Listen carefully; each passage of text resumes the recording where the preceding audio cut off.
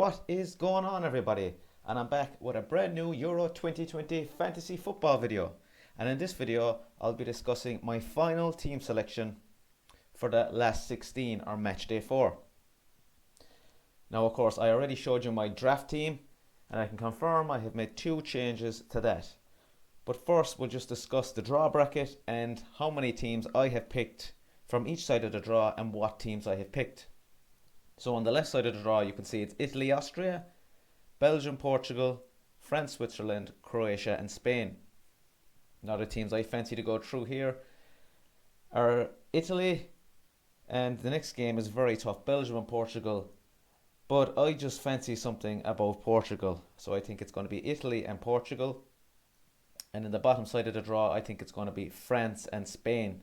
Now on the opposite side of the draw, I think Sweden will beat Ukraine. And I think Germany will beat England.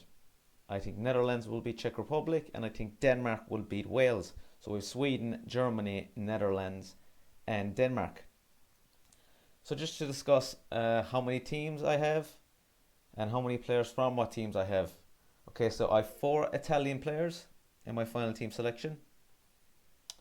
I have 4 Dutch players in my final team selection. I have 3 French players. I have 1 Denmark, 1 from Sweden, 1 from Germany and 1 from Spain.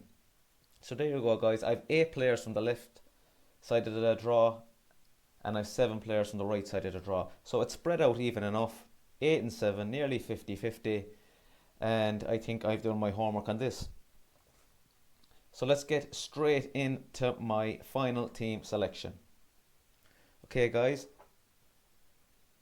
In goal, I have kept the same goalie to my draft team. I've kept Don Amura. He's selected by 43% of teams. He's 18 points currently at the moment.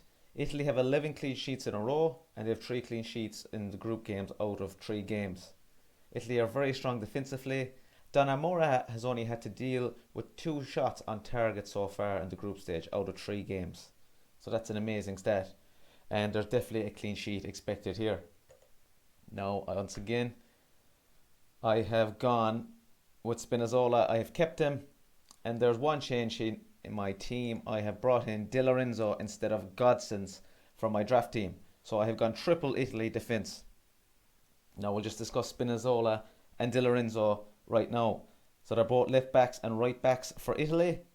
Of course, Florenzi is still not back training, so Di Lorenzo is expected to keep his spot at right back.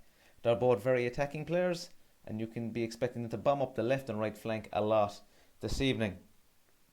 Spinazzola has 1 assist to his name, of course, already. And like I said, Italy have 11 clean sheets in a row, 3 clean sheets in the group stages. I expect a nailed-on clean sheet here against Austria. So I have kept Malhail in my team. He's only 4.5 million. He's a bargain. I'm not sure why he's only selected by 7% of teams. Denmark play Wales. Malhail has 1 goal scored. He's a very attacking left wing back. I think he's actually the most touches in the opposition box as a defender. And he loves getting forward. And my final starting defender is Dumfries. And he was in my draft team as well. He's selected by 37% of teams. Netherlands have a nice route to the final.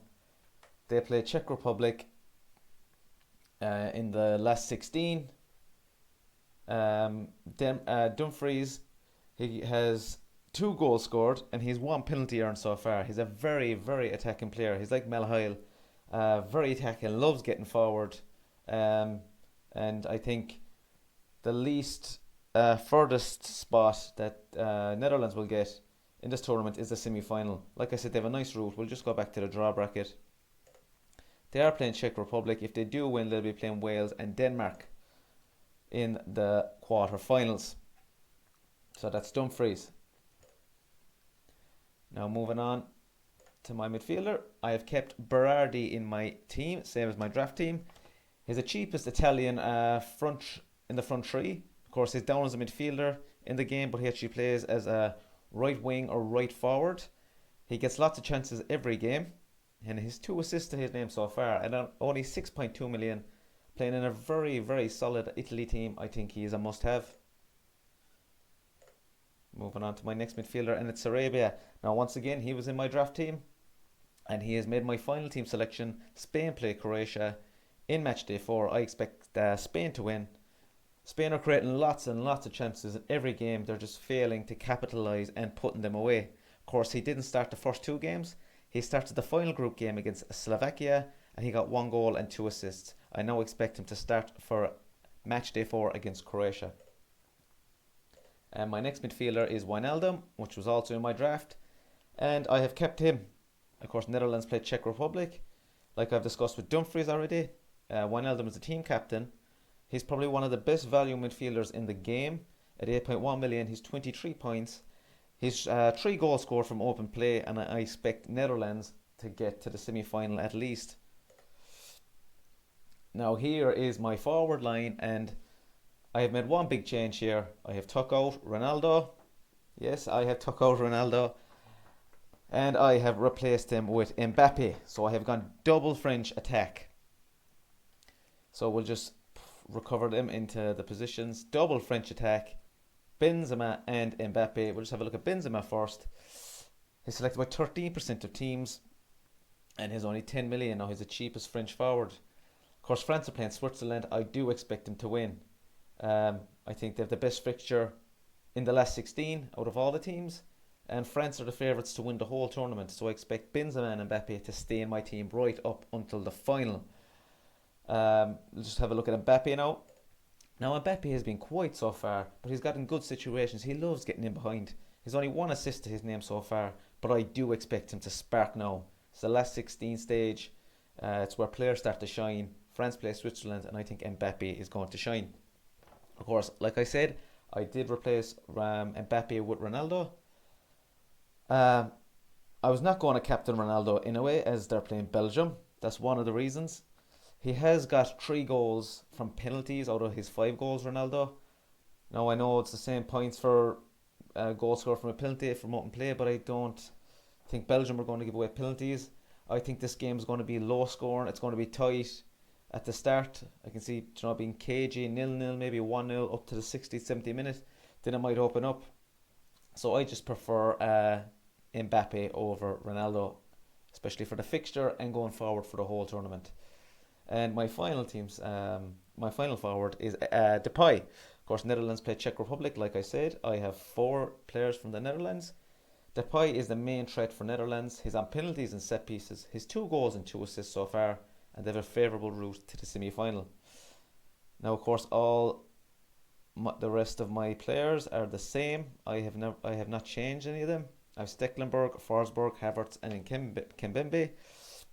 Of course, Stecklenburg is my 4th Dutch player on my team. Solid goalkeeper choice. We'll just have a quick look at him. Of course, I do expect Netherlands to get far. That's one of the reasons why I chose him. He's only 4.7 million also, and he's nailed on against Czech Republic. For Forsberg, I just want a few players from other teams in my squad, and I think Forsberg is one of the must-have. He's on set pieces and penalties. His 23 points so far and his 3 goals. Now I have put Havertz in. Now I do expect Germany to beat England. That's just my opinion. And I do want a German player, just so I won't have to bring in more next week if they do win. Of course, they'll be playing the winners of Sweden and Ukraine if they do win, like I said. And I think Havertz is Germany's main threat. And my final player is Kimpembe. Now I was looking at the French left backs and right backs, but it's just hard to call. Is Hernandez going to start? They're saying Dubious could start there, Rabiot could start there. They're saying Kimpembe could go out to left back and start there, and for right back, will Pavard start? It's just too unpredictable. So I've gone with a solid nailed on defender for France, and he's actually their cheapest nailed on player at 5.6 million. Varane is more expensive, Hernandez is more expensive, and Pavard is more expensive. So I've just gone with Kimpembe. So that's my team, guys. Now we'll just discuss my captaincy options. So for day 1, it's going to be Spinazzola. Of course, Italy play in day 1. They play tonight, and they're playing Austria, and he's going to be my captain choice. For day 2, it's going to be Depay. Of course, Netherlands play Czech Republic in the second day. Third day, I'm undecided. It's going to be either Benzema or Mbappe. Hopefully, I won't go that far at my captain choices. Hopefully, Spinazzola, Spinazzola or Depay will have got some good returns, and I will be sticking on them. The third day will be Benzema or Mbappe, and on the fourth day, it will be Forsberg for Sweden against Ukraine. Like I said, hopefully, I will not have to go that far, and I'll have stuck with a captain. So there you go, guys. That is my final team selection for match day 4. Now, if you have any comments or any questions regarding your team, just leave them in the comment section below and I will get back to you ASAP. If you like this video, give this video a like, hit that subscribe button. I'll be back with lots of more Euro 2020 content for the quarterfinals, semi-finals and finals. Have a super day and have a super match day 4.